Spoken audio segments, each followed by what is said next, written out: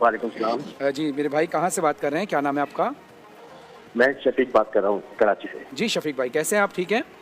जी जी, मैं मौलाना साहब से बात कर सकता हूँ? जी ज़रूर, बात कीजिए। जी मौलाना साहब, एक अजीब सी मेरी तबीयत हो गई है, बहुत बेचैनी सी है, नहीं समझ में नहीं आ रहा मैं आपको बताऊँ कि मसला क्या है।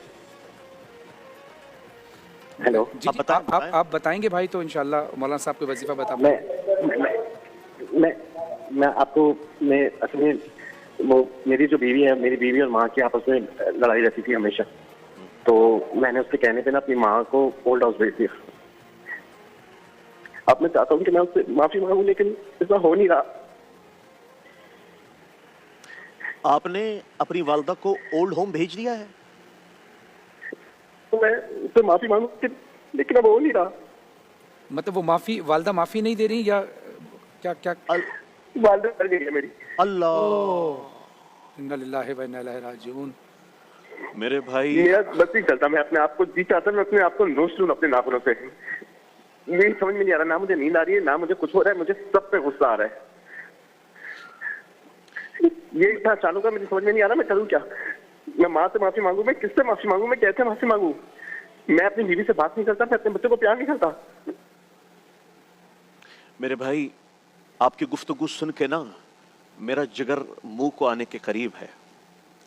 वो एक आशिक ने ना, आशिक था, उसको माशूक ने कहा था कि माँ का जिगर लाओगे तो तुमसे शादी करूंगी।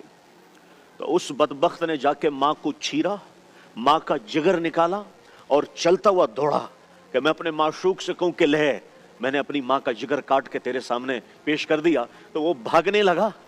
जब वो भागने लगा तो वो कहीं ठोकर लगी तो वो गिर गया। जैसे ही गिरा तो कलेजे से आवाज आई, शाला खैर होवे मेरा बच्चा। अल्लाहु अकबर, अल्लाहु अकबर। शाला खैर होवे मेरा बच्चा, जो लोमा पेट में रख, खुद न खाए तुम्हें खिलाए, खुद न पिए तुम्हें पिलाए, खुद सर्दियों की रातों में खिड़की दरवाजों के करीब सोए, तुम्हें लिहाफ पहनाए, लोगों के घरों में बर्तन बाजे और तुम्हारा पेट पाला। उसके बाल सफेद हो गए, उसकी आंखों का नूर चला गया, उसकी कान की समाधि चली गई, उसको शुगर लगा तेरी वजह से, उसको ब्लड प्रेशर हुआ तेरी वजह से, उसको कैंसर लगा तेरी वजह से, उसका जीना हराम हो गया। एक माँ, आज एक माँ ओल्ड होम में मर गई है, एक बेटे के हाथों, जिसके पैरों तले जमीन थी, जिसके पैरों तले जन्नत थी, तुमने उसी माँ का जनाजा निकाल दिया। तुम इस कायनात के कातिल हो, तुम इस कायनात के खूनी हो, जिसने तुम्हारे जैसे दरिंदे को जिंदगी दी, तुम्हारे जैसे दरिंदे को वजूद बख्शा।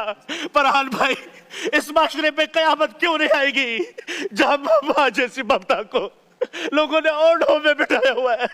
माँ जैसी ममता देख के भी ना देख रही हो तो मेरी आपसे गुजारिश है, उस अल्लाह से माफी मांगे, उसकी कब्र पे जाकर रोए कि माँ मैं तुझसे आज भीख मांगता हूँ, खुदा की कसम तुम्हारी नमाजें मुंह पे मार दी जाएगी, तुम्हारे रोजे मुंह पे मार दिए जाएंगे, तुम्हारी दुआएं आसमानों तक भी नहीं उठेगी अगर तुमने ये माँ, ये तुम्हारे लिए जन्नत थी, ये माँ ये तुम्हारे लिए दुनिया व आखिरत का बेहतरीन सरचश्मा था। लेकिन याद रखना, मैं थोड़ा जज्बाती इसलिए नहीं हुआ, हमारी माँ तो गुजर गई, हमें तो दुआएं देने वाला भी कोई, लेकिन जिसके पास नहीं है उससे जाके पूछो, उससे जाके पूछो उसमें क्या बीतती है।